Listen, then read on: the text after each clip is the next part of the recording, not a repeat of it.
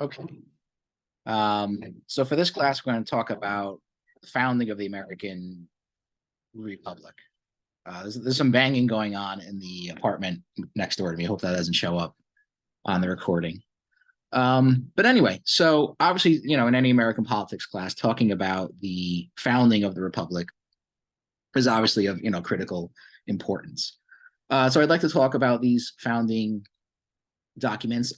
This will sort of be like a two-part class, and that a lot of this will continue over into next class as well. So I'd like to try to keep this as short as I can. If I don't include everything I want to talk about today, I'll just push it over into the next class, which will be next week. Before getting into that, I thought I'd talk a little bit about the origins of capitalism, because I think that is probably as important to understand in the founding of the American Republic as, going over any of these documents. I mean, America is a profoundly capitalist country. Capitalism as an economic system had been around prior to this. I mean, roughly dates from around, I would say around the 17th century or so, about 400 years ago. So America was founded as a capitalist nation. It was also a pre-industrial nation. Now, normally when we talk about capitalism, we often, refer to it in the same breath with industry, with manufacturing and things like that. And those things are very important, interrelated things. But capitalism in many ways sort of precedes industrialization. And so America, when it was founded, was a pre-industrial nation, or the so-called industrial revolution was only sort of in its infancy back then. And America sort of, in many ways lagged behind countries like Great Britain, for example. So I think that's important to keep in mind. I think it's important to keep in mind when we talk about, the relevancy of the Constitution today. I've already talked about how, things like these giant multinational corporations, simply did not exist when America was founded.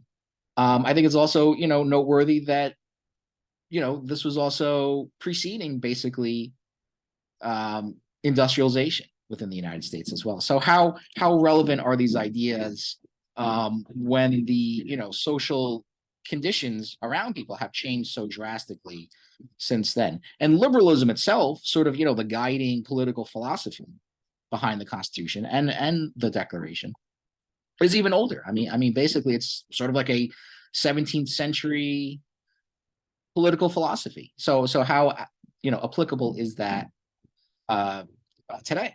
Now, just because a philosophy is old doesn't necessarily mean that it's outdated. That's one of the reasons why we still, cite ancient thinkers like, Plato and Aristotle today. But, those are some of the things to keep in mind. So, how do we sort of get into this, question of the origins of capitalism and how it relates to the United States? So Marx often wrote of, Marx's, or sort of approach to history, and we are looking at an important historical question, is often referred to as historical materialism. And what that means essentially is that in the simplest term, that the sort of economic conditions in which people find themselves generally shape or influence things around them, including their politics, including social values, culture, religion, things like that. Doesn't mean that there's, just like a rigid line of causality from the economy to those other things, but there's a profound influence. And I think those are two different things. So anyway, so here are some, famous passages from Marx where he sort of outlines or sort of describes in some way this kind of, historical materialist approach to looking at things, which I think are, applicable here. So Marx writes that men make their own history, but they do not make it as they please. They do not make it under self-selected circumstances, but under circumstances already given and transmitted from the past. The tradition of all dead generations weighs like a nightmare on the brains of the living. Interesting passage, to consider in the context of American politics. These, old traditions basically still sort of, live with us today. And in many ways, our actions have to sort of, conform to what has already sort of come before us. I should also point out that, I want to talk about this. It probably doesn't lend itself easily in this kind of discussion in an American politics class.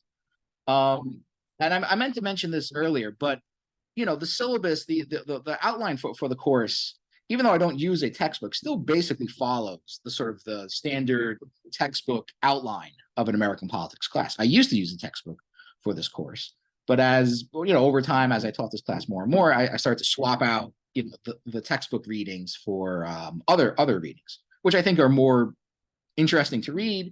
They're also, largely or entirely, public domain sources, so you don't have to pay for things. Textbooks are quite expensive, and frankly, in my opinion, usually kind of boring. But it does kind of give a sort of organization to things. So I would just like to point that out, that even though I'm not using a textbook for the class, I'm still basically following the topics that you would, normally go over, in your, like I said, standard American politics textbook.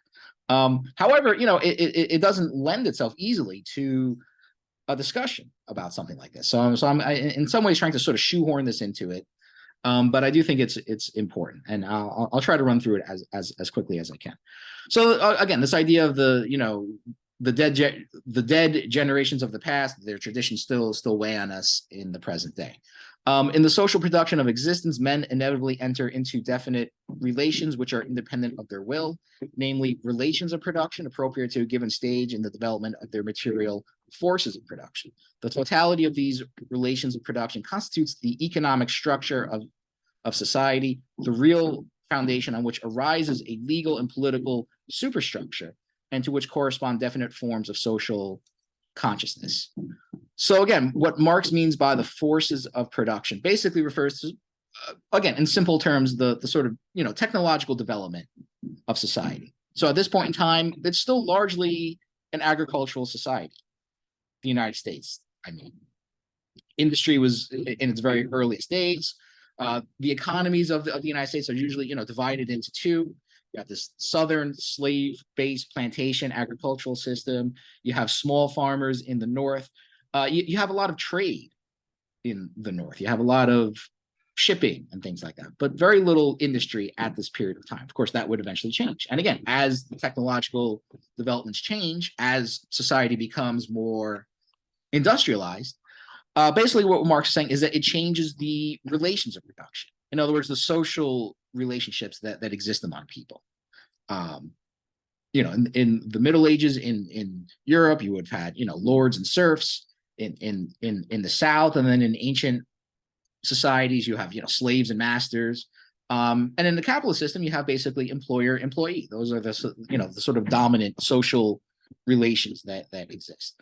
But he's saying that beyond that, as he says, the economic structure of society creates a legal and political superstructure, and that would include politics, that would include laws, that would include almost everything else, which are again in many ways sort of shaped and influenced by the sort of the economic structure of society. And then one final quote: Marx writes, "The mode of production of material life conditions the social, political, and intellectual life process in general. It is not the consciousness of men that determine their being, but on the contrary, their social being that determines their consciousness." So again, your social existence or your social life basically determines, at least to a large extent, how you think about things, what your consciousness is, what your awareness is, what your values are, basically how you think. So I think those are important things to keep in mind as we, investigate the origins of the American Republic. Again, particularly keeping in mind the sort of, the economic structure of society as it existed back then. So let me go a little bit more about how capitalism works. Now, keep in mind that I'm going to run through this pretty quickly. You're not going to be tested on this, because I think this is a little more complicated, but I think it's important to understand for the context of the class. Keep in mind also that I'm essentially condensing a massive 3-volume work, Marx's Capital, only the first volume of which was actually published in Marx's lifetime.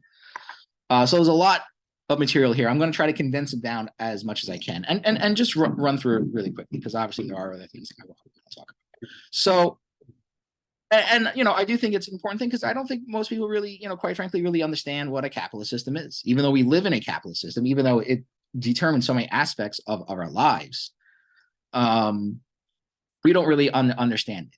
And as far as it relates to politics, I mean, politics is essentially, you know, again, if I would use a simple understanding of it, I could say politics is essentially about either sort of, you know, preserving the system or trying to change it or transform it or even abolish it.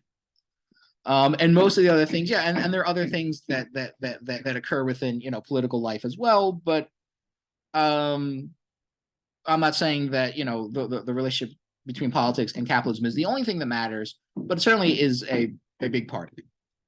And again, you know, we often take it for granted that capitalism and democracy go hand in hand, you know, like peanut butter and jelly or something like that. I'm not necessarily sure that that is the case as well. So real quick, I'm going to try to run through this and some of the sort of, you know, Marxist theoretical approach to understanding capitalism. Now, Marx was also very much influenced by the liberal classical economists, Adam Smith and David Ricardo, as well as others. Smith's book, you know, The Wealth of Nations, incidentally, was published in 1776, the same year as the Declaration of Independence as well. So that's important to keep in mind. So a lot of his ideas emerge out of, you know, sort of the sort of, you know, liberal economic, you know, theories of the day. Anyway, so Marx says that capitalism is basically a system of producing commodities for sale on the market. Now, a commodity is basically something different than something that's produced for use, something that you produce to use directly yourself. Commodities are produced almost purely for the purposes of exchange, for sale. Usefulness is kind of beside the point. So commodities are things that are produced, you know, essentially to make a profit. And in that regard, most people don't usually care about what the commodity actually does. It's simply, you know, can I make a profit from selling this? Now, right away, I mean, one good example of that, the sort of irrelevance of the actual utility of a commodity. One very, you know, contemporary example, I would say, would probably be things like fossil fuels, you know, oil, basically, and other things. You know, the production of fossil fuels is incredible, you know, has severe negative consequences for the rest of the world. And I think everyone's aware of that to some extent, but they continue to be produced because they're immensely, you know, insanely profitable for the most part. And I think that would at least be one good example of, you know, production for exchange rather than, you know, so-called production for use, where we produce things because they're profitable on the market, not because they're actually useful or beneficial or helpful to people. That's just one example. Anyway, so how are commodities made? Commodities are basically produced by workers who sell their labor power in return for wages. Now, the value of labor power is basically, you know, what it costs basically to keep a worker alive. What a sort of, you know, food and shelter and things like that. What it costs to keep a worker at a level of subsistence, basically. And that can change, right? As the cost of food and shelter, you know, grow or decline. So does the value of wages, basically. The value of a commodity is basically determined by the cost of materials, raw materials, and things like that, plus the average amount of labor that goes into it, with special emphasis on the amount of labor that goes into it, which is usually measured in terms of time, you know, the number of hours that go into producing something. So workers create value through their labor. Through labor, you transform raw materials into more valuable finished products.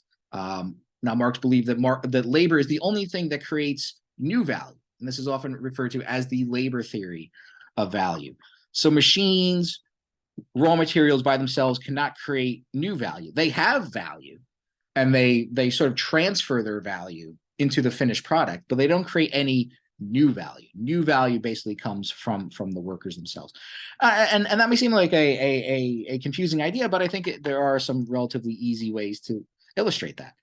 Think of, you know, how you convert raw materials into a finished product. It doesn't even have to be anything complicated. Think about, you know, making an omelet out of eggs, right? I mean, the value that gets added to it is the labor that goes into transforming eggs into an omelet. That's why if you go to a restaurant or a diner, you know, the cost of an omelet is usually, you know, several times more than what it costs, you know, for even a dozen eggs, you know, and you might only have like maybe 2 or 3 eggs involved in the omelet. Now, according to this theory, that's not necessarily a ripoff, because there is new value that's introduced into that through the process of human labor, or labor power, which is sort of added into that. So value can be measured in terms of labor hours or price. So there are 2 ways that you can measure the value of a commodity: the number of hours it takes to produce it, or basically the price of it. Now, important to keep in mind, increased productivity does not increase value. So the more that you produce over a certain amount of time, let's say over an hour or over the course of a workday, does not increase the amount of value that is produced, right? Marx, again, emphasizes that, workers basically create the same amount of value, given skill level and everything, and things like that. But granted, those things are constant. Workers basically produce the same amount of value in a given hour. So if you double the amount of output, you essentially cut the amount of value embedded in each product by half, essentially. Value is essentially spread out among more products. Usually what you see is that when productivity increases, prices go down. And that's because, again, as you produce more and more, less value is sort of, embedded in these products. And again, that would be something that I think is easily illustrated in real life examples. As we see, as producers become more efficient at producing more, it generally leads to lower prices. So I think that is, easily observable for the most part. Okay, so capital is basically, where the term comes from essentially is that capital is advanced sums of money or capital to invest in production. And this includes, the wages that are basically paid to workers. So I didn't write it here, but, essentially there are 2 main forms of capital involved in production. There's constant capital, which again basically refers to sort of inanimate objects, machines, raw materials, and things like that. And there is variable capital, which are, again, the wages that are basically paid out to workers. Now, again, here's where things get, here's where Marx starts to depart a little bit from the classical liberal economists. Almost everything I've said up until now is basically more or less influenced by the classical economists, for the most part. But Marx argues that the wages workers receive are less than the value they create through their labor. A portion of the working day is then essentially unpaid labor. So that's an important thing to keep in mind. So the idea, again, which is commonly assumed in a capitalist system, is that the wages that a worker receives are equal to their production or equal to the value that they are creating, is in fact not true. And then in fact, there's, essentially a portion of the day, like I said, the worker is essentially not being paid for their labor. And so this extra labor that they're performing, he refers to as surplus labor. And this surplus labor basically produces surplus value, extra value. So all of the labor that the worker performs creates value. But the extra value or the surplus value that they create is through this portion of the working day where they're not being paid for their labor. So one Marxist economist who I've been reading a lot lately is Andrew Kliman, and he sort of gives an illustration for how this works. So he says, assume that each hour of labor produces $60 in value. A worker receives $600 a week in wages, which seems to be a fairly realistic number. During the first 10 hours of the week, her labor adds $600, 10 times 60. So after 10 hours a week, after 10 hours producing $60 in value for every hour, you produced $600 in value. So you've already, after 10 hours, basically equaled your weekly wages. So what happens after that? You don't just go home after the first 10 hours and take the rest of the week off. But she still must work 30 more hours. So 30 times 60 equals $1,800 in surplus value. So that $1,800 is essentially unpaid labor and is essentially surplus value, which the capitalist appropriates for themselves. Now, it's not the total amount of value that they create, just the surplus value. Overall, if you're creating $60 of value per hour and you work a 40-hour week, then you've created $2,400 worth of value overall. But again, 600 of that goes to the worker in the form of a wage. So the capitalist doesn't keep that. That gets paid out to the worker. But the remaining $1,800 is essentially kept by the capitalist. And according to Marx, this is essentially where profits come from in a capitalist economy. Now, capital is normally assumed to be money. That's how I think most people kind of understand it as. But as Marx says, capital takes on different forms as it sort of flows through the production and circulation process. It takes the form of money. It takes the form of raw materials and wages. It takes the form of the commodity, and then it sort of cycles back to money. But now more money, profit, an extra amount of money at the end of the process than was first invested at the beginning of the process. So this idea between prices and values is a very can be a very tricky concept. There's a difference between value produced and the profits received for companies. But for their whole economy, they are equivalent. So the total value produced and the total profits received by the company. I'm sorry. The total value produced and the total profits received in the economy as a whole are the same. So what that means is that some companies may be, producing less value but making more profits. Some companies can be producing more value and receiving less profits. So understanding this relationship between value and price is probably one of the trickier aspects. And unfortunately, I'm just going to run through that very, very quickly. But that is, I guess, at least something to keep in mind. How do we understand this relationship between the value of something and the price of something? The cost of something within the market. But again, Marx argues that in some, when you look at the economy as a whole, that these things tend to balance out or tend to equalize. So how do we know that the so-called labor theory of value is true? I mean, how do we know that value is created by labor? Well, again, Marx doesn't invent the so-called labor theory of value by himself. This is a theory which was developed by Smith and Ricardo before him, sort of more worked out by Ricardo. But the common argument being made is that once they sort of realized the political implications of this, that they kind of backed off from it. They kind of backed away from the labor theory of value. Because again, what it implies, of course, is that if workers are the ones creating value, why do they receive so little of the profits? Why does the capitalist keep most of the profits for themselves when they're not the ones who are actually creating the value? Again, once they realized the implications of that, they kind of backed off from that theory. But it's also argued that never really came up with a good sort of explanation for that. But Marx pretty much takes it for granted that the idea that workers create value through their labor is pretty obvious. And as he writes in a letter to Kugelman in 1868, he says, "Every child knows a nation which ceased to work, I will not say for a year, but even for a few weeks, would perish. Every child knows, too, that the masses of products corresponding to the different needs required different and quantitatively determined masses of the total labor of society." This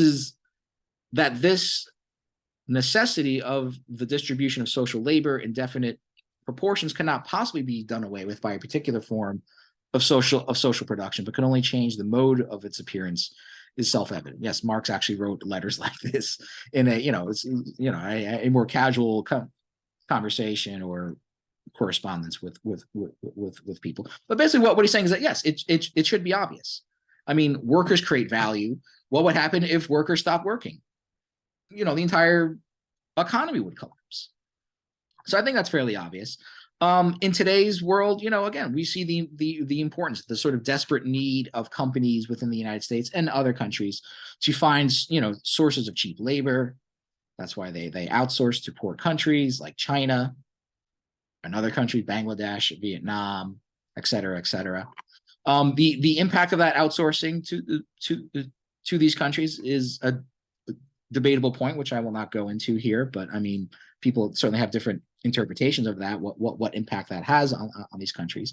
But you can look at other examples as well. Why is the government blocking workers from going on strike? Like, for example, in the case of the railroad workers.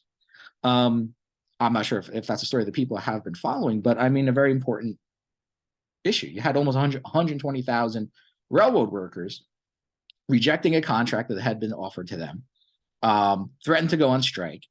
And then the government literally, again, this is under the Biden administration, which some people think apparently has had a lot of great achievements lately. I don't really see where that is coming from, what those achievements are.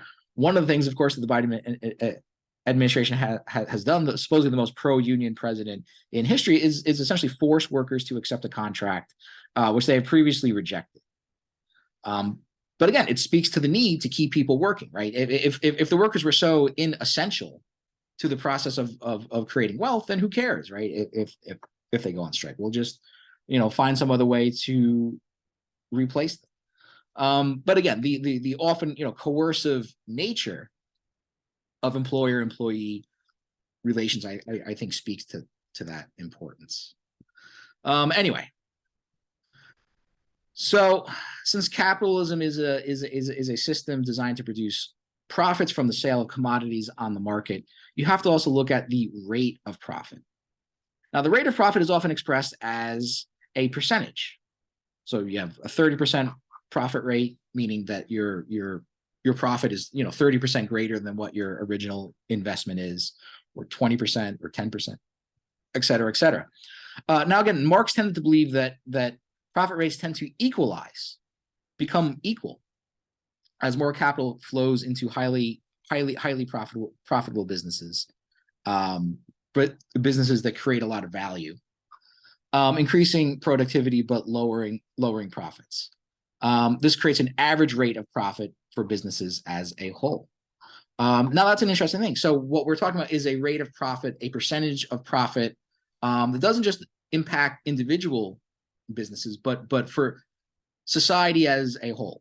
So society as a whole, the national economy as a whole. Well, this would also apply in an international economy. You see a general rate of profit, 30, like I just said, 30%, 20%, whatever. Now, again, goods do not sell at their actual value most of the time. So again, going back to the difficulty distinguishing value and price. Goods do not always sell, or rarely, in fact, sell at their actual value, what it actually costs to produce them, but at so-called market prices, or often referred to as prices of production. So market prices fluctuate around the price of production, which is, again, the cost of producing something, raw materials and wages, plus the average rate of profit. So that basically gives you a more sort of complete view of the price of something. Now, again, when Marx is talking about the rate of profit, he's talking about the whole economy. Companies can still be making profits, but getting less of a return on their investment. So this will come into play later. We talk about how there's a tendency for the profit rate to start to fall. But just because the profit rate is falling doesn't mean that companies are not still profiting. It doesn't mean that they're in the red, so to speak. They can still be in the black. They can be still showing profits, but the amount of profits that they're getting in each period of time is getting less and less. Some companies can be doing well while others are not. And here I highlighted Amazon and Disney, which I think are interesting examples. So Marx's emphasis on the profit rate becomes crucially important, and in many ways sort of sets him apart from other, even so-called leftist accounts of the economy, leftist accounts of capitalism, which is that, we commonly hear, when we hear critique of capitalism, things like that, we always hear about how companies are making enormous amounts of profits and screwing over their workers and things like that. And that might be true, but that doesn't take into account the economy as a whole. So Amazon, I think, is a particularly good example of this. Amazon is an insanely profitable company. It is a company that gets, criticized a lot for not paying its employees more. Jeff Bezos is a billionaire, but, has, employees that get paid so little that they have to go on, food stamps and welfare and things like that. But when you look at society as a whole, what do you see? As good as Amazon may be doing, it hurts a lot of other businesses, right? It's in fact driving lots of other, smaller businesses out of business. So that speaks to this idea that, even though one company or one industry may be doing very well, when you look at the society as a whole, they may not be doing that well. Disney is another example. Disney is a enormously large media empire, basically. I mean, it is the largest media company within the United States. They completely dominate the movie industry. It's not uncommon to see, almost half of the top grossing movies of if you look at the top 10, let's say highest grossing movies of the year, it's not uncommon to see close to half or even more than half of them are Disney movies. I think in 2019, right before COVID, I think 7 of the 10 highest of the top 10 grossing movies were Disney movies, and that includes movies made by Disney, by Pixar, the Star Wars movies, the Marvel movies, the MCU, and all that. I mean, they completely dominate movies, and of course, that's not their only source of revenue either. So you would think, well, this company must not have any problems at all. They're just making money, hand over fist, as the expression goes, I think. But recently, Disney fired their CEO and brought back their old CEO, Bob Iger. What was the reason for doing that? Well, their profits are down. I mean, how is something like that possible in a company that has such a large presence throughout various aspects of media, and those other things, theme parks, obviously, and many different sources of revenue. I think that sort of speaks to the idea that even companies that are massively large still oftentimes have a hard time making profits or sort of maintaining their profit rate at a certain level.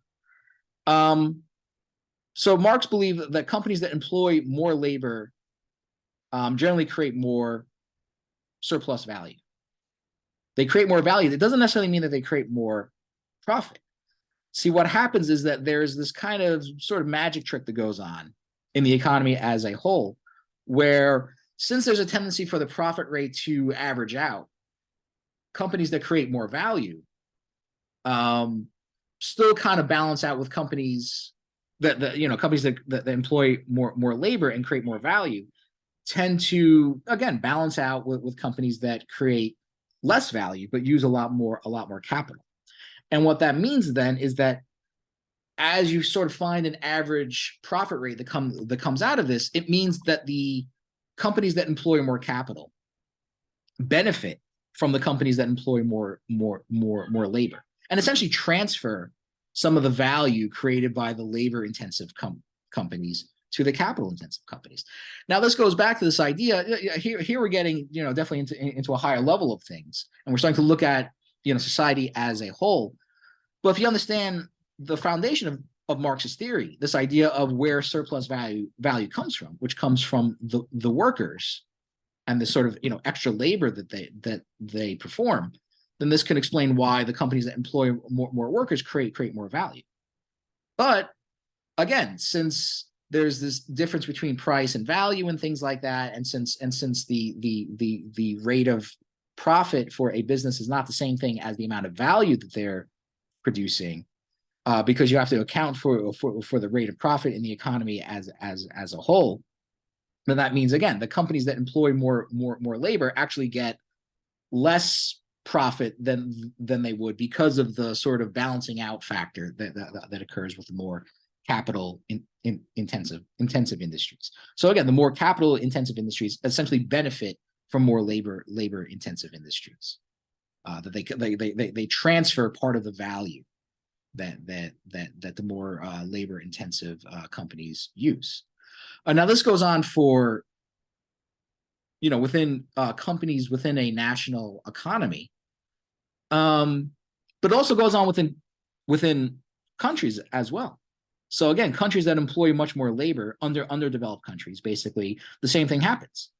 Assuming that you have a global economy, an economy that's sort of sufficiently integrated and linked together, which we do have, then again, countries that produce more value through labor essentially transfer a portion of that value to the more capital intensive companies that employ less workers but employ more capital. Now, again, for Marx, capital does not create value by itself. It's workers that create value. So as you're laying off the workers and replacing them with machines, you're basically creating less value.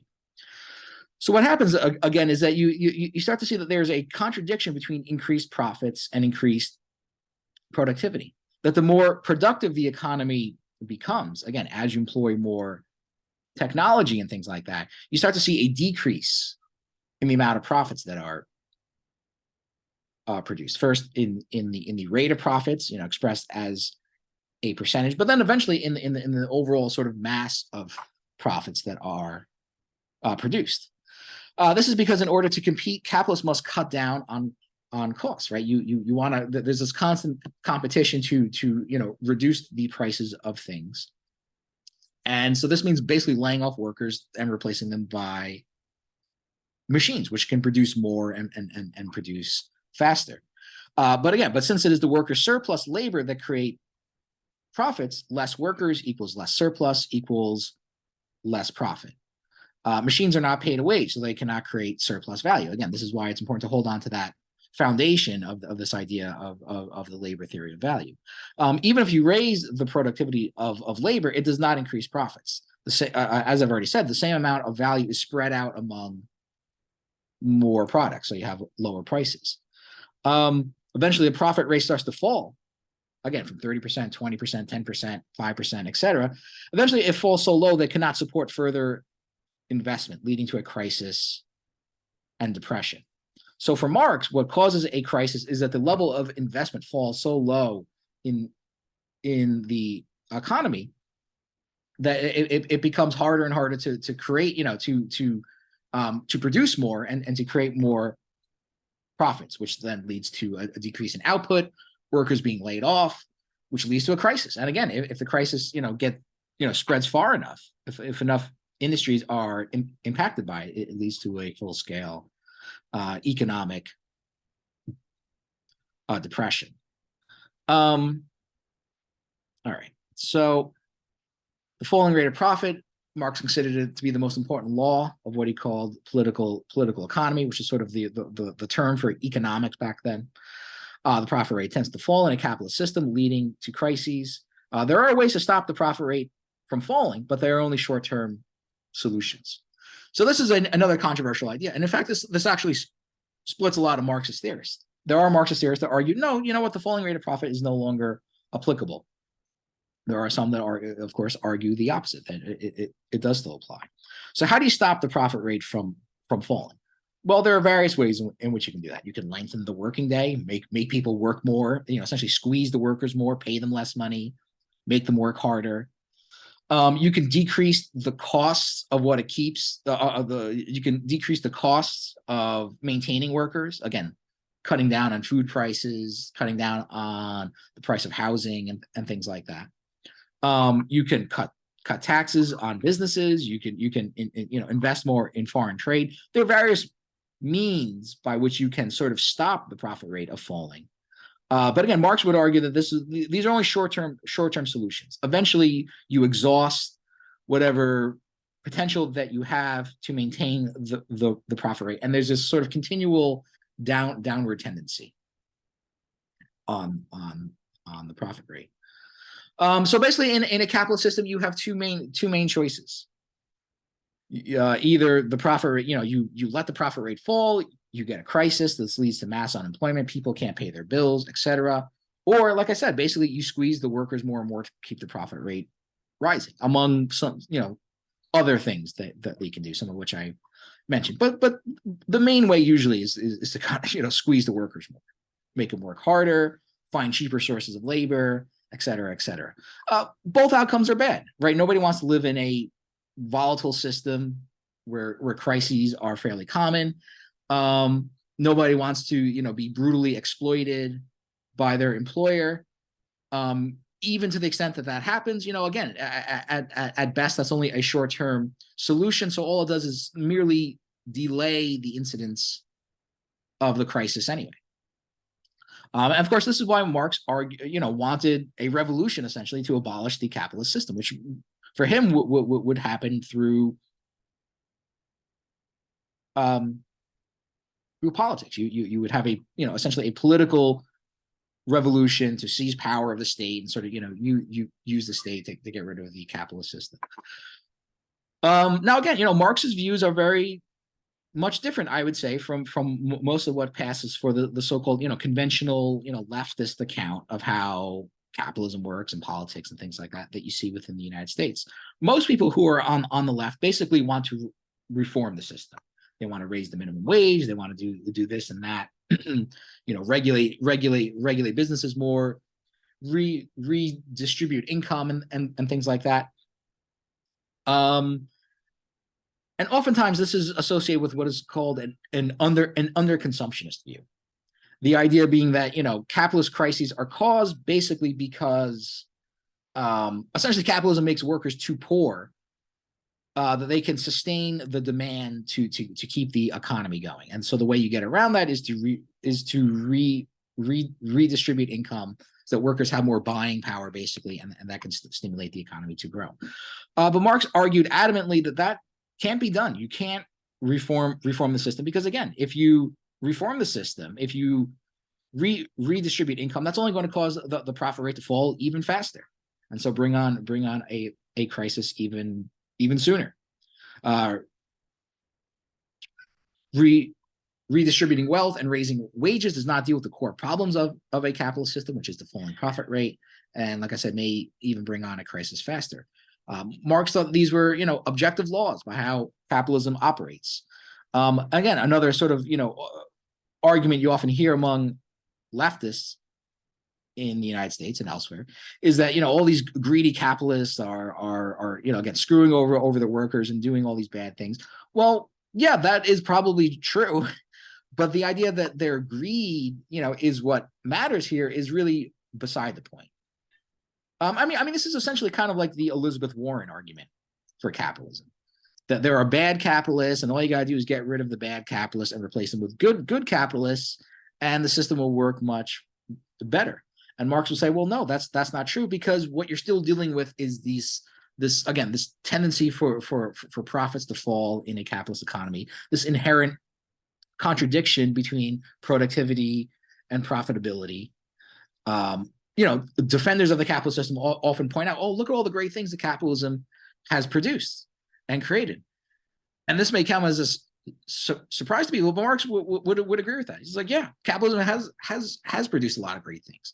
But what happens is that as time goes on, it starts to become less of a productive system. It starts to become harder and harder to make a profit from producing stuff.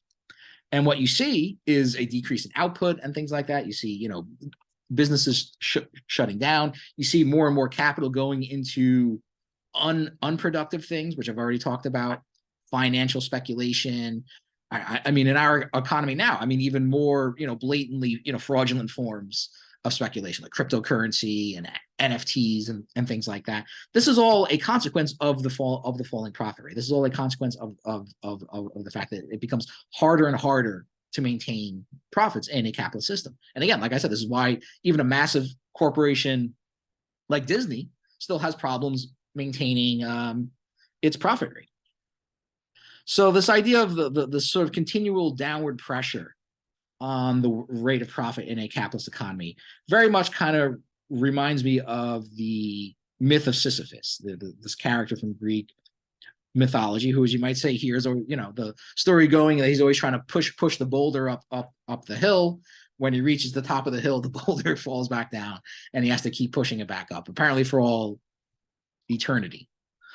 And that kind of, the boulder to me kind of represents the idea of the profit rate in a capitalist system. There's this continuous downward pressure, right? Gravity, which brings the boulder down. Now, with great exertions of effort, you can keep the profit rate going for a period of time, but you can't do it forever. Eventually, the boulder is going to come down.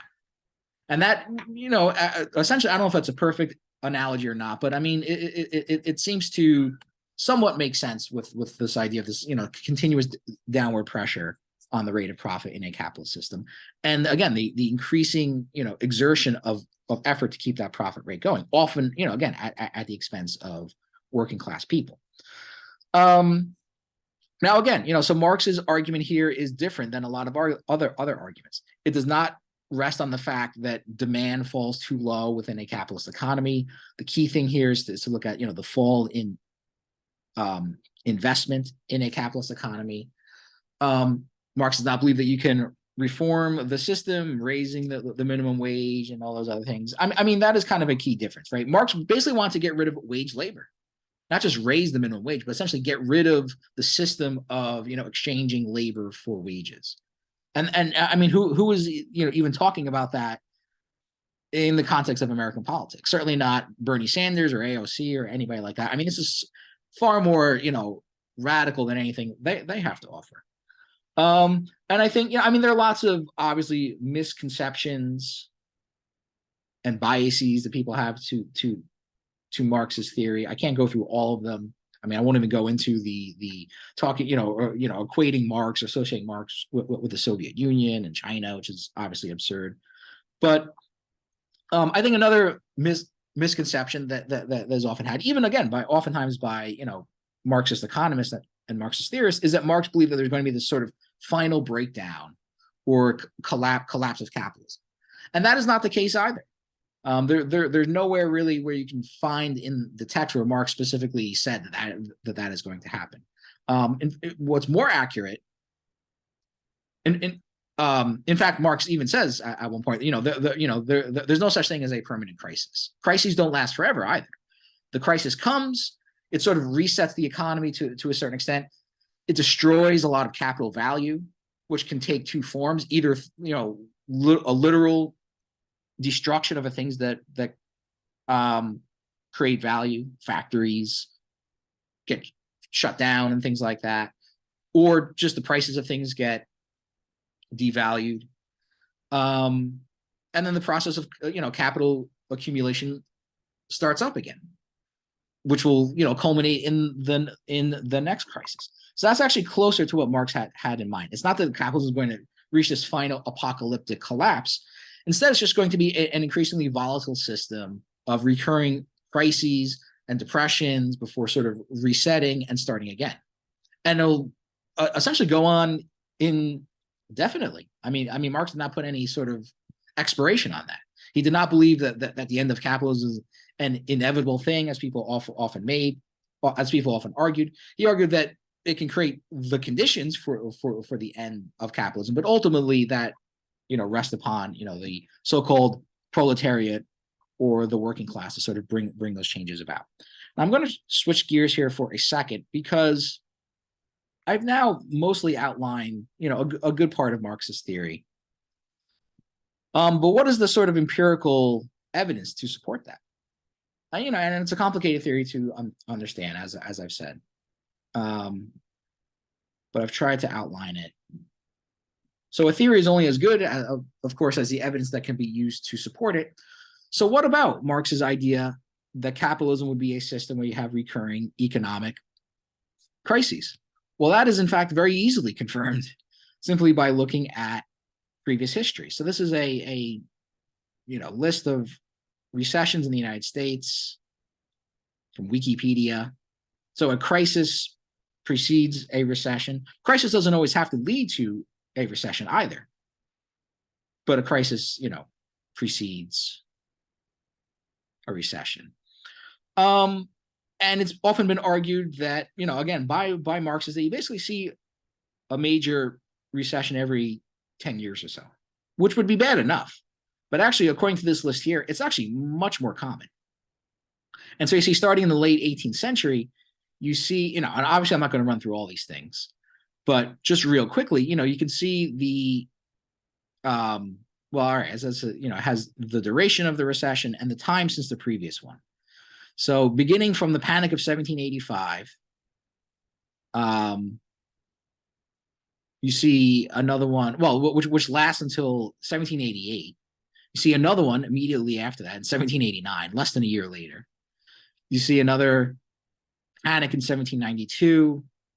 You see a panic in 1796, so 4 years after the last one.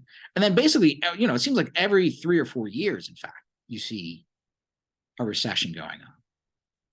Some less than less than that, 18 months in this case, in the 1812 recession. Now, again, some of these recessions last several years. So the Depression of 1807 lasts until 1810. Then again, about a year and a half later, you have another one in 1812. and so on and so forth. Like I said, I'm not going to go through all of these because there's frankly too many to cover. Now, here's another thing which I'll point out is that, these little blurbs of text here basically give you an indication of what caused the recession. And that's interesting as well, because for Marx, rarely do they point out the falling rate of profit. Because it's so obvious, we can't deny the incidence of these recessions. So what they try to do is try to almost find like a unique explanation for each one. And like rarely, if ever, do they actually mention the falling rate of profit. Now, the falling rate of profit is not the only thing that matters. Again, as Kliman would argue, the falling rate of profit is an indirect cause, but it's certainly there in the background, right? Prior to any major recession, you always see a pretty significant fall in the rate of profit leading up to it. Now, there are other things that happen as well, but that is more or less a factor, an underlying factor that you're going to see in pretty much every case. But it tends to get ignored here. And I think, again, this sort of relates to the sort of ideological nature of how we talk about economics here, which is that people want to sort of, take the attention off of the falling rate of profit and focus on other things. So anyway, so here you have, the so-called Panic of 1837, which actually begins in 1836. Now, this one here is a little bit different. Then it actually shows you the decrease in business activity and trade and industrial activity, at least in some cases during this period of time. Pretty significant, right? A 30% decrease in business activity gives you a little definition of how they define that. Again, I'm not going to go into that here. But again, you can see that the trend continues. 2 years, 1 year, 2 years, 1 year.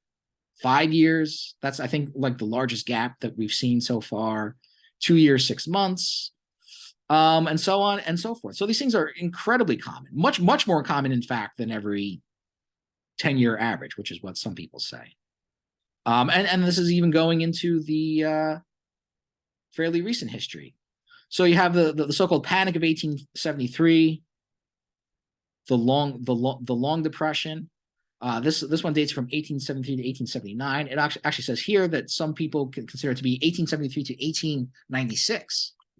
And again, the so-called first Great Depression, or the first crisis to be known as the Great Depression, played a very big role in the development of imperialism.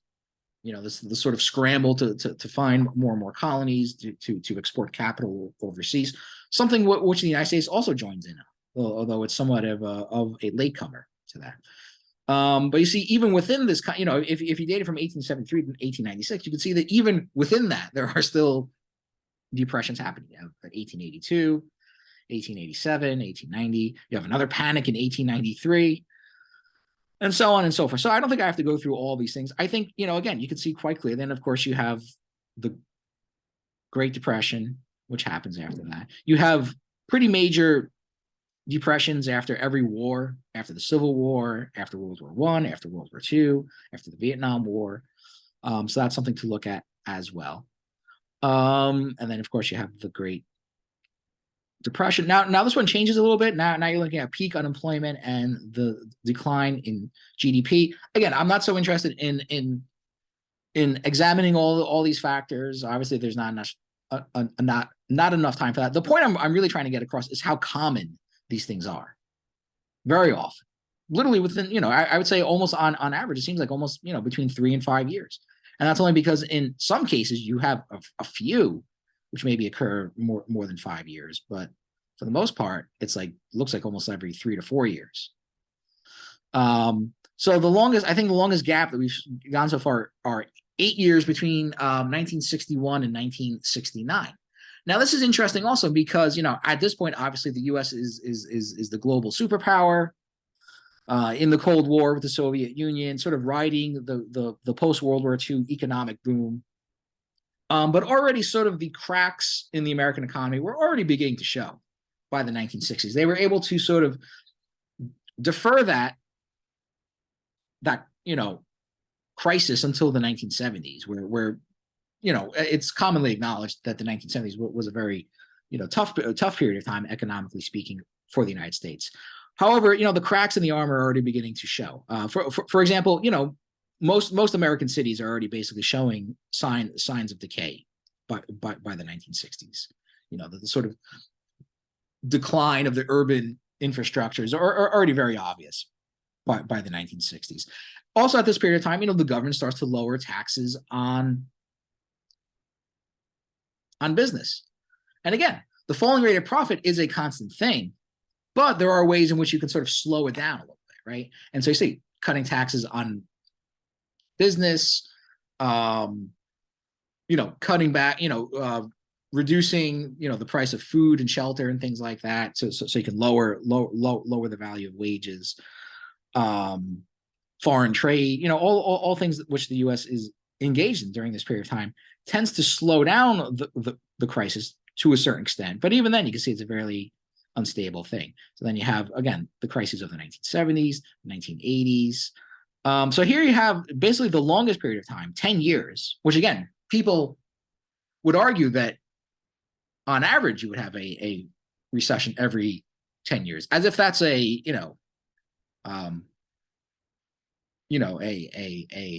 negative assessment of the economy. As we can see here, 10 years is actually good for the capitalist system to go 10 years without a recession. And you see, the biggest period of time where you didn't have a recession is basically from, the early 90s to about 2001.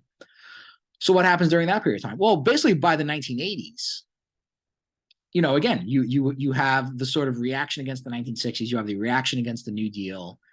Workers are getting squeezed more and more foreign trade, more and more outsourcing to foreign countries. This continues even more so during the 1990s with NAFTA, things like that, cutting taxes on businesses and things like that. So again, those methods do work to sort of stop the fall in profits for a period of time, but it's only for a period of time. You can't do it forever. And in fact, what happens is that, even though they delay the depressions for a period of time, what happens is that when they finally come, they get more severe. And of course, this culminates in the so-called Great Recession of 2007, 2008. Now, notice here that they refer to it as the subprime mortgage crisis. That's another sort of interesting ideological point. Only about 16% of mortgages that were in default were subprime mortgages. So calling a subprime mortgage crisis, which is basically like saying, like, essentially placing the blame on lower income people, disproportionately, Black and Latino people, is what led to the collapse of the United States housing bubble. It's not. Subprime mortgages actually made up a very small amount of the mortgages in default. The rest were prime mortgages, regular mortgages. And of course that, Kliman has written a book on that, as well as a few other economists I've been reading recently. But again, the falling rate of profit played a role in that. As the profit rate falls, again, businesses and households take on more and more debt, which I've already shown in previous classes that is the case. And of course, yeah, it's getting, housing prices continue to go up. Interest rates went up during this period of time. I mean, that's what really led to the collapse. Blaming it on subprime mortgages is basically a carefully concealed ideological argument for basically placing the blame on poor people, which is not true.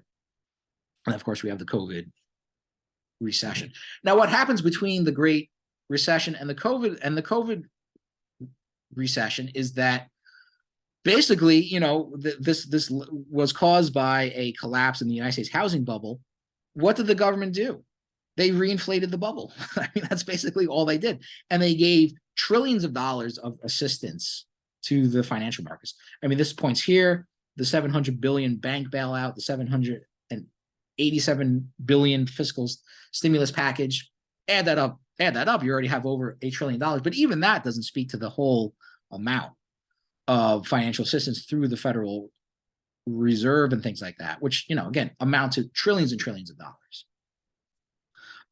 The government debt has continued to explode. I mean, the government debt today is over $30 trillion. That's not because of people on food stamps, as Republicans would have you believe, but in large part just through the massive amounts of bailing out banks. And, a lot of this comes also, after the COVID bailout as well. So again, theory is one thing, but as far as the sort of empirical proof of that theory, at least as far as Marx's prediction goes, that it'll be an incredibly volatile system prone to crises, that is easily shown to be true. Now, here's a graph from the economist Michael Roberts, who basically, again, shows you, preceding every major crisis, basically from the 1950s, a massive fall in the level of investment, leading up to these crises. Particularly, the sharpest decline is leading up to the crisis in 2008. So that would also lend support to the idea that, again, it's a fall in the rate of profit, which leads to these crises from happening and resulting depressions. Here's Kliman's measure of the declining rate of profit. Again, I've already shown this in a prior class, so I won't go into it again. So given those things, and again, granted, I ran through this pretty quickly. I'm sure people have questions about it. I'm available to try to answer any questions that people may have. I'll emphasize again, you're not going to be tested on that. I just think it's important to point out, because again, I mean, it is as important in the foundation of the United States as anything else. So why aren't Marx's ideas more carefully listened to? Mainstream economists basically reject Marx's theory. And I think there are obvious, ideological and political reasons for that. Mainstream economists will tell you that wages are determined by productivity. That's not true. Again, as I've shown in a prior class, there's been an increase in productivity where wages have not kept pace with that increase at all. And that's a major, component. If we essentially understand mainstream economic theory saying capitalism is basically good, and Marxist theory saying capitalism is basically bad, which is even a simplification of Marx, because Marx does acknowledge that there are good aspects to capitalism as well. But broadly speaking, if one theory says capitalism is good, the other theory says capitalism is bad.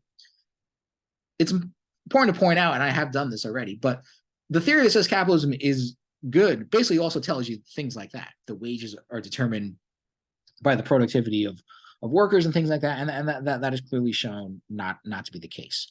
So going back to this idea of value and price, again, Marx believed that value basically determines price, although there are lots of intermediate factors as well. Mainstream economists completely reject this view, though, right? And they say the price determines value, which to me seems like a very bizarre, circular kind of argument. They're saying if something has a high price, then it must have a high value to it as well.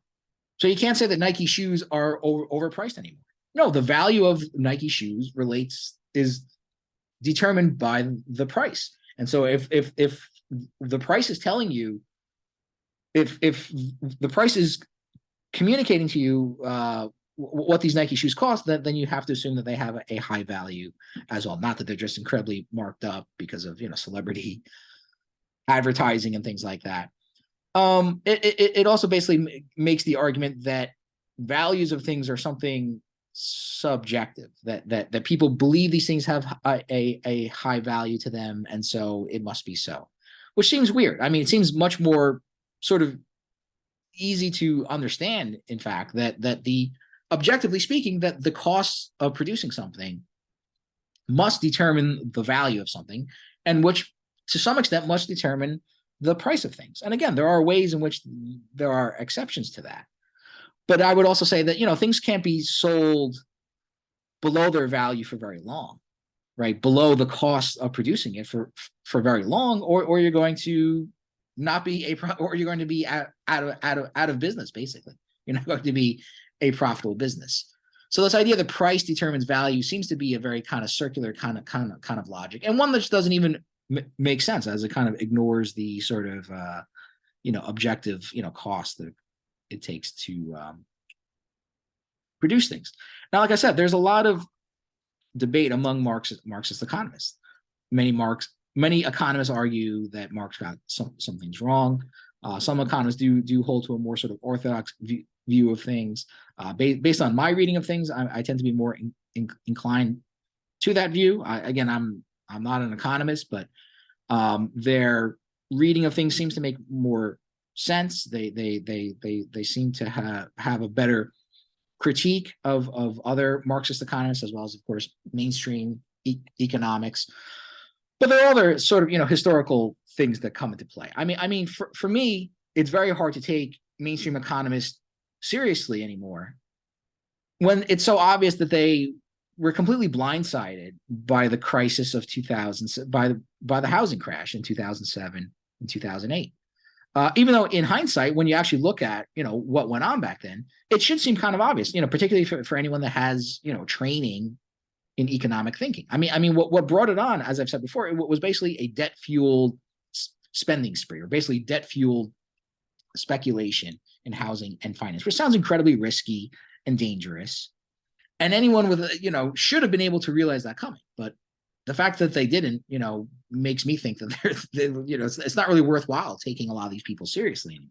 Of course, they're still around, and compounded to that fact, they also had no solutions for dealing with the crisis either. I mean, basically, their solution was essentially to reinflate the bubble, which is essentially what the American economy is. It's basically a gigantic Ponzi scheme, based on, again, debt fuel speculation for the most part. And again, more and more capital being wasted away in unproductive uses. And again, I would say anyone who's optimistic about the future of the United States, or thinks that Biden's doing a good job or whatever. I mean, like, what part of Ponzi scheme, or the fact that the American economy is basically a gigantic Ponzi scheme, basically makes you optimistic for the future. I mean, this is all going to come crashing down again, as is the point I'm trying to make.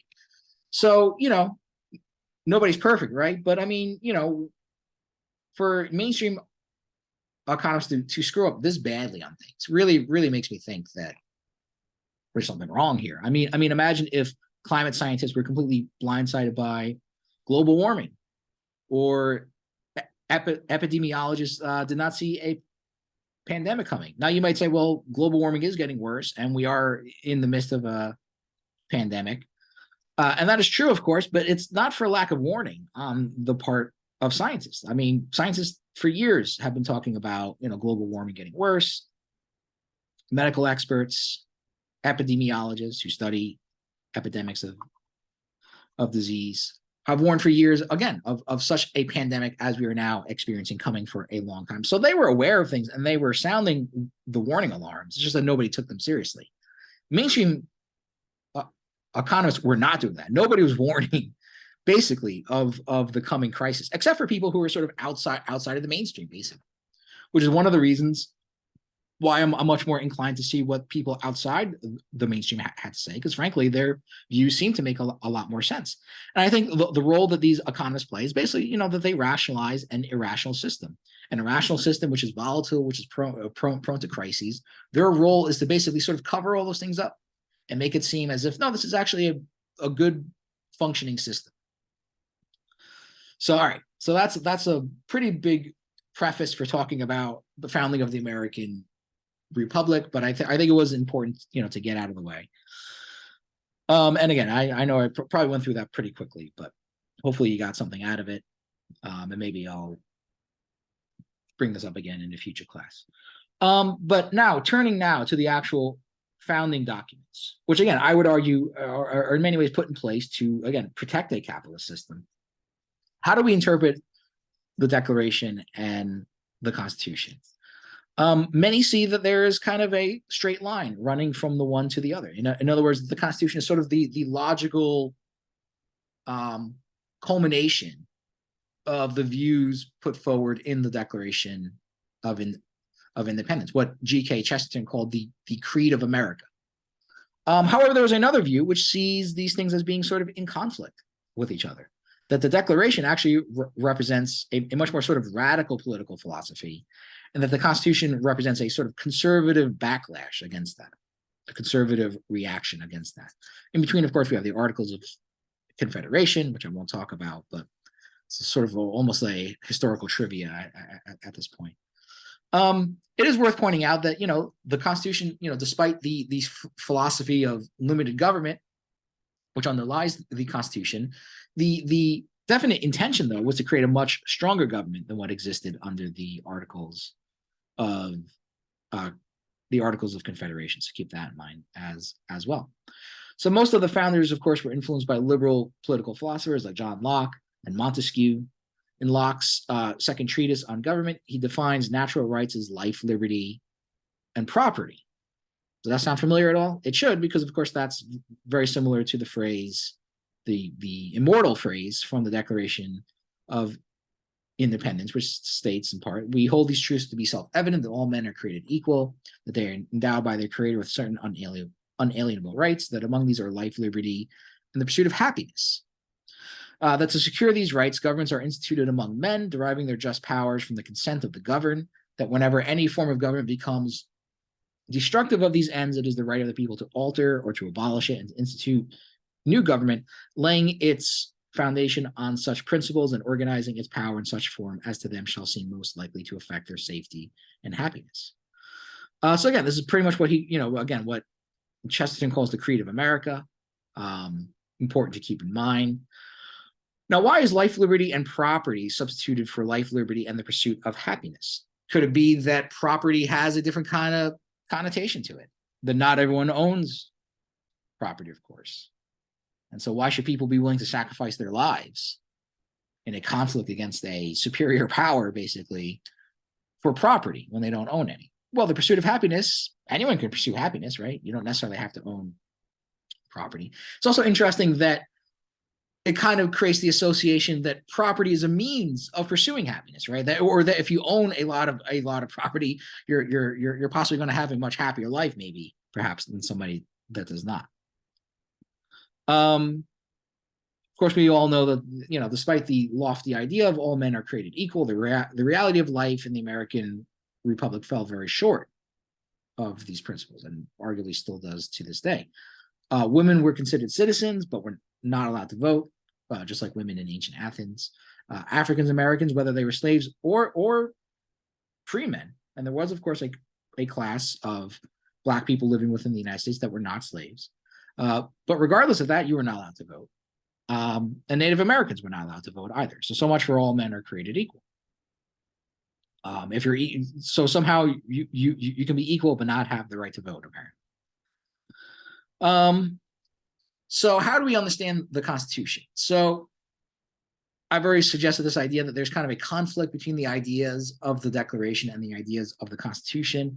One book which was published in this regard is a book by Charles A. Beard, who was an influential progressive historian in the early 20th century. He wrote a book called An Economic Interpretation of the Constitution of the United States. Now, this book was very influential for its day, and was basically up until about the 1950s or so. And I think during the era of the Cold War, this interpretation of things kind of fell out of favor, which I think is regrettable, though not surprising. I would say recently there seems to have been a revival of interest in this kind of analysis. Anyway, so Beard argues that the Constitution was primarily motivated by the financial interests of the founders. In other words, there was an inherent kind of class conflict within the foundation of the United States. That you essentially had two dominant classes, right? You had, again, the plantation owners in the South, and you had basically the merchants and traders in the North, again, preceding the era of industry. But you had a lot of people involved in shipping, you had a lot of people involved in trade, and that kind of formed the sort of ruling class of the North. George Washington, incidentally, was the wealthiest man in America, the first president of the United States. He was a large landowner. Of course, he owned slaves from the South, from Virginia. He had many financial interests as well. Since he had a lot of money, he kind of functioned as a bank. He would, loan out money and charge interest and get and make a profit that way. Alexander Hamilton, who of course serves as Washington's Secretary of Treasury, helped financial speculators who bought war bonds from soldiers. An important part of the Constitution is this idea that the new federal government is going to assume the debt, basically take over the debt that had been incurred by the previous government. And what this did is it basically helped people, these kinds of speculators, and again, kind of shows you that speculation has always been a long part of the American economy, make a lot of money off of this. So what happened basically with this issue over the war bonds, which is a very controversial issue in its day, largely forgotten now, is that during the Revolutionary War, the government, the Continental Congress, issued bonds, and just like as we saw during World War I and other periods of time, the government would issue bonds as a way of raising funding for the war. And these bonds were bought by people who would basically, buy the bond, give the government money, and then a bond is kind of like a form of debt, and that the bond accrues interest, and you cash in the bond and get your money back plus a little bit of interest. So what happened though is that the bonds had basically become worthless in the intervening period of time. The new government under the Articles of Confederation was not very good at managing, fiscal affairs. The bonds were generally deemed to be worthless. People couldn't cash them in other words. But then Hamilton and his buddies in New York, sort of representing the New York financial interest, even back then, came up with this scheme that they were going to basically buy up all the war bonds, which were mostly bought by, again, small farmers and soldiers and things like that, people of modest means, in other words. We're going to buy up all these bonds for pennies on the dollar. And then when the new government is formed, this is, kind of like a little bit of insider trading then, in other words. We're going to use our privileged knowledge to make some money here. And then when the new government is formed, the government is going to take over all this debt, all these bonds, and basically pay the bonds at full value plus interest. So you're going to buy up these bonds for cheap and then cash them in and get the full value plus interest. And that's exactly what happened. And again, greatly enriched these Wall Street speculators at the expense, again, of the small farmers and, the common people, the ones who were actually funded, the American Revolution. Now, one of the reasons that you have the Constitution is that, again, the ruling elites in America were increasingly losing faith in the current government's ability to maintain stability. And one noteworthy thing that happened during this period of time is an event known as Shays' Rebellion. And Daniel Shays was an American Revolution veteran who, with other people in Massachusetts, were not doing very well. These people had staked their lives in fighting for, the freedom of this country, of this newly formed country, from the British, and their, living standards had not improved at all. They were in debt. They were not prospering well. And so they sort of took up arms and sort of, started going after debt collectors and people trying to sort of, collect debts that they owed because, again, they were not doing well. So Henry Knox is appointed to sort of bring down this rebellion, to suppress this rebellion. And in his correspondence with Washington, he writes, their creed is that the property of the United States has been protected from confiscation of Britain by the joint exertions of all, and therefore ought to be the common property of all. And he that attempts opposition to this creed is an enemy to equity and justice and ought to be swept from off the face of the earth. So we can see already here, conflicts over property within the United States, including the idea that there should be a more equitable distribution of property, which sounds a lot like socialism to me. So how democratic is the Constitution? So we know, that was one of the major motivations, in fact, to convene the Constitutional Convention to form a new constitution. Shays' Rebellion played a big part in that. So how democratic is it? Well, not very, as we know. The Constitution contains several institutions that severely limit or undermine the force of popular majorities.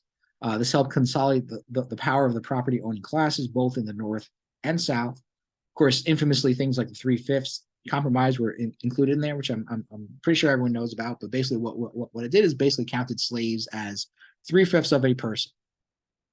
And the reason why this was a compromise is because, political leaders in the South wanted their slaves to be counted as part of the population, which would give them more representatives in the House, would also give them more electoral votes in the Electoral College as well. Now, cruelly and cynically, of course, slaves were not going to benefit from this at all. If anything, it would strengthen the hand of Southern states to further, consolidate the power of slavery. And what people in the North did, which is probably, in the context of things at least, probably the more fair thing, is that, well, slaves should not be counted at all. They don't have any voting rights. They don't have any share in politics or anything like that. So let's not count them at all. Southerners pressed the issue, and so the compromise that they worked out was that, well, we'll count them as 3/5 of a person. They're not a full human being, but we'll count them as 3/5 of a person, and that would actually, again, partially strengthen, the political power of the South. So as much as people throw around the word democracy so casually today, for the founders, democracy was kind of a dirty word. They did not like the idea of democracy. And in the Federalist Papers, you can see that quite clearly, in fact. Besides the restrictions on voting I already mentioned among women, African Americans, Native Americans, this is something that's not commonly known, I don't think, but originally there were property restrictions on the right to vote, similar to what you would see in the United Kingdom back then. So to even be able to vote, you had to own a certain amount of property. And those property restrictions start to fall pretty early on, much earlier in the United States than it did in the United Kingdom, which pretty much lasted throughout most of the 19th century, in fact. But they were originally a part of it. And I think that's important to keep in mind. So here's a quote from Beard, from chapter 2 of his book, which is I didn't include it among the syllabus, but it is a an open access resource. You can read it for free online. It's probably worth reading. So Beard writes, the Southern planter was also as much concerned in maintaining order against slave revolts as the creditor in Massachusetts was concerned with putting down Shays' desperate debtors. And the possibilities of such servile insurrections were by no means remote. Every slave owner must have felt more secure in 1789 when he knew that the governor of his state could call in the strong arm of the federal administration in case a domestic disturbance got beyond the local police and militia. The North might make a discriminatory commercial regulation, but they could be regarded as a sort of insurance against conflagrations that might bring ruin in their train. It was obviously better to ship products under adverse legislation than to have no products to ship. So this kind of speaks to this kind of class compromise that was sort of made, among the different ruling classes of the North and South. And they both realized, well, look, we may have our differences, particularly over trade and things like that, which would become a much more serious issue as time went on. But we realize we have certain common interests as well. And for Beard, this is essentially what underlies, the formation of the Constitution. Now, again, the Constitution is basically treated as like a sacred text today. Not everybody had that view back then. The abolitionist William Lloyd Garrison famously referred to it as a covenant with death, an agreement with hell, during a public ceremony where he literally burned a copy of the Constitution in front of everybody. In his view, the Constitution was a pro-slavery document. It was a document that created institutions that protected the power of slavery, and to him, it was evil. It was an evil thing. And there were other, abolitionists that felt that way as well. Not everyone. I mean, Garrison was particularly radical in his views, but a lot of people had that view. So the Constitution itself is a rather short document made of just 7 articles and the Bill of Rights, of course, which make up the first 10 amendments to the Constitution, as well as the other amendments as well. The Bill of Rights was added shortly after the Constitution was ratified. It was not, in fact, part of the original Constitution. I should clarify that. That's a little misleading what I wrote there. But they were passed within about 2 years of the ratification of the Constitution. Article 1 deals with the legislative branch of government, the Congress. Article 1 is also the longest, and which suggests that Congress is meant to be the most important branch of government. And I think that's probably still true in many ways, although the power of the presidency has grown significantly since then. But that is very much in accordance with, sort of liberal political philosophy, like John Locke, that, the legislative branch, which is not just one person, but a collective of people, should have the most important influence. Obviously there's a lot of fear and trepidation over the power of, kingly power, of monarchical power. And so the best solution to that, obviously, is to take power away from any single ruler and sort of, invest it in a larger body of people. Congress is made up of the House of Representatives, made up of 435 people in today's terms, not back then, and the Senate, 100 people, 2 senators from every state. Now, members of the House are drawn from the states, which are divided up into different congressional districts. States with more people have more representatives to them. And you sort of see I think it was a pretty up-to-date map of the different congressional districts, not divided up into the districts themselves, but the number of districts that you see in each state. And this also will correspond to the electoral votes. Electoral votes are basically equal to total congressional representation. So the number of people in the House plus 2 senators. So if you want to know the electoral votes for any state, simply look at this map, find the state, and add 2 to it. So New York has 27 representatives, down significantly from about, I think it was 45 when Wilson was running for re-election in 1916, given to changing, demographics in the United States. So 27 members of the House, 29 electoral votes, because again, you count the 2 senators as well, and that's true for every state. Texas would have 38 electoral votes, California would have 55, etc. Again, states that have significantly grown in population since about 100 years ago. Each state has 2 senators. This is a compromise for the smaller states, i.e. the southern slave states. Until 1913, senators were elected by the state legislature. The 17th Amendment changed this to a popular vote. Important thing to keep in mind, for many years, you could not even vote for these senators. Now, when you talk about the Senate, of course, you also have to talk about the filibuster. And this will be a topic that we return to later on in the class. But it's worth keeping in mind that basically until the 1970s, most votes were decided by a simple majority.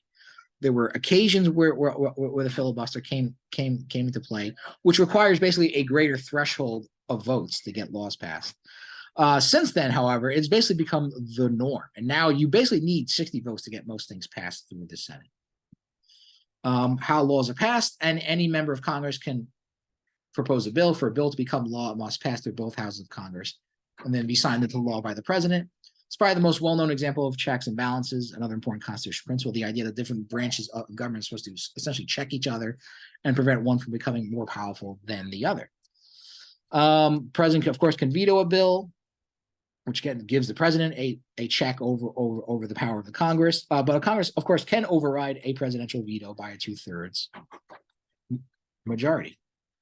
All right, so I think I'm going to pause things here, and I'll pick things up again next class. I've been talking for a little bit. Like I said, this is sort of a 2-part class anyway, so I think I'm going to pause here, and I'll start again next class. So take care, everyone. Goodbye.